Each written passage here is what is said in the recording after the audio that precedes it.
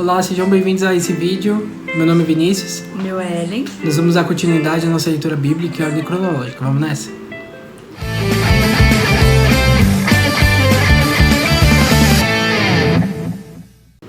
Números 21. A derrota do rei de Arad.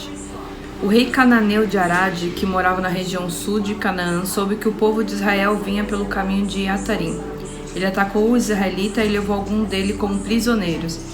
Então o povo de Israel prometeu a Deus, o Senhor, o seguinte: se fizesse com que derrotemos esse povo, nós destruiremos completamente a sua cidade. O Senhor ouviu o pedido do povo de Israel e o ajudou a derrotar os cananeus. Assim os israelitas os destruíram e também destruíram a sua cidade e deram àquele lugar o nome de Horma. Então os israelitas saíram do Monte Hor pelo caminho que vai até o Golfo da Acaba, para dar a volta ao redor da região Edom. Mas no caminho o povo perdeu a paciência e começou a falar contra Deus e contra Moisés. Eles diziam: por que Deus e Moisés nos tiraram do Egito? Será que foi para morrermos no deserto onde não há pão nem água? Já estamos cansados dessa comida horrível. Aí o Senhor Deus mandou cobras venenosas que se espalharam no meio do povo e elas morderam e mataram muitos israelitas. Então o povo foi falar com Moisés e disse: nós pecamos, nós falamos contra Deus, o Senhor, e contra você. Peça a Deus que tire essas cobras que estão no meio da gente. Moisés orou ao Senhor em favor do povo e ele disse: faça uma cobra de metal e pregue num poste. Quem for mordido deverá olhar para ela e assim ficar curado. Então Moisés fez uma cobra de bronze e pregou num poste. Quando alguém era mordido por uma cobra, olhava para a cobra de bronze e ficava curado. Aí os israelitas partiram e acamparam em Obote. Depois saíram de Obote e acamparam nas ruínas de Abarim, no deserto, a leste do território de Moabe. E partiram dali e acamparam no vale de Zered. Dali eles saíram e acamparam na margem do norte do rio Arnon, no deserto que vai até o território dos amorreus. O rio Arnon é a divisa do território de Moabe com o dos amorreus. É por isso que o livro das batalhas do Senhor Deus diz assim: a cidade de Vaeb, na região do Sufa e o dos vales do rio Arnon, é a descida dos vales que vão até a cidade de Ar, na direção das fronteiras de Moabe, com Moabe. Dali eles foram para um lugar chamado Bir, onde o Senhor disse a Moisés: reúna o povo e eu darei água a todos. Então o povo de Israel cantou uma canção: ó poço, faça brotar a sua água, e nós o saudaremos com uma canção. Esse poço foi cavado pelos líderes, foi aberto pelos chefes do povo com seus bastões de comando e com seus bordões.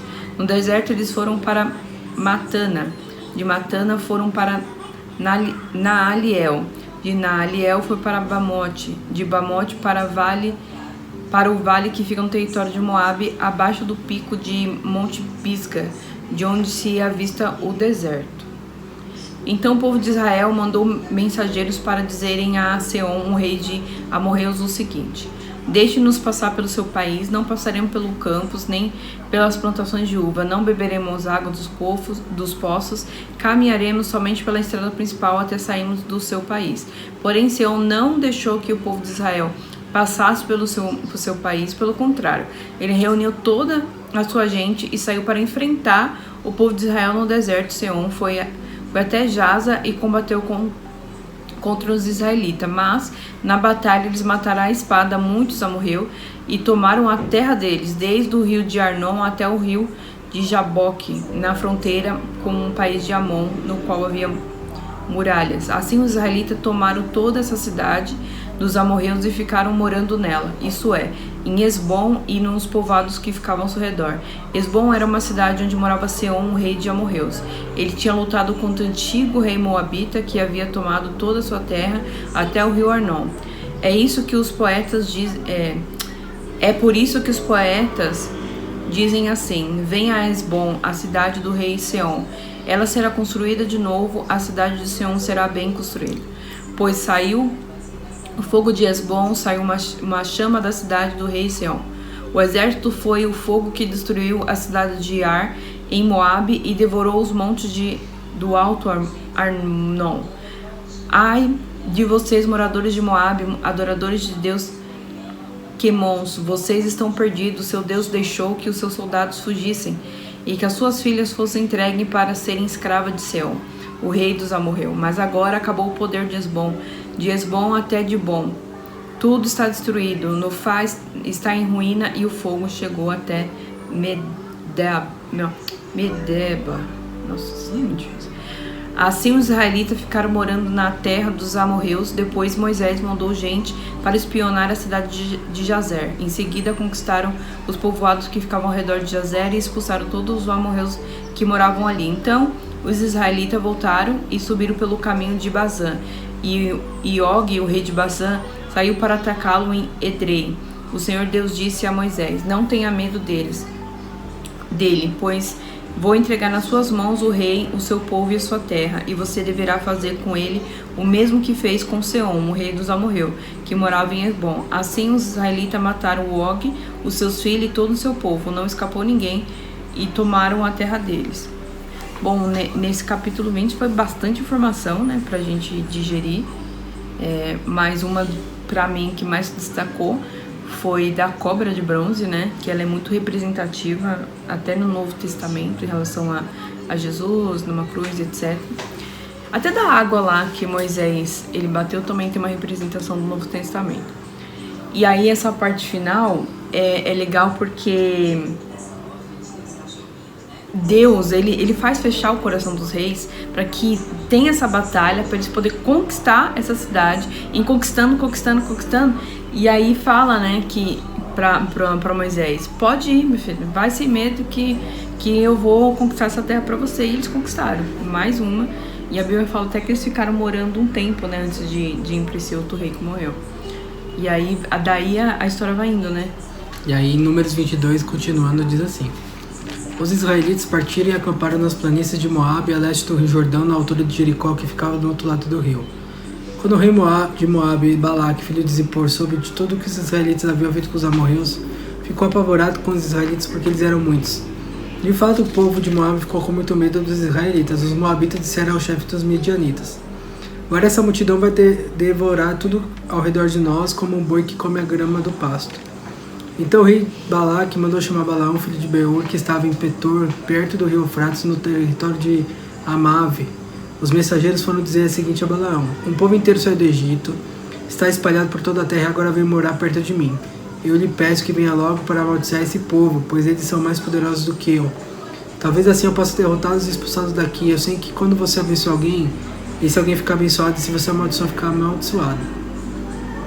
Então os chefes moabitas e midianitas foram levando consigo dinheiro para pagar as maldições. Eles chegaram ao lugar onde Balaão estava e entregaram a mensagem de Balaque. Balaão respondeu o seguinte: fique aqui essa noite, amanhã eu contarei a vocês o que o Senhor me disser.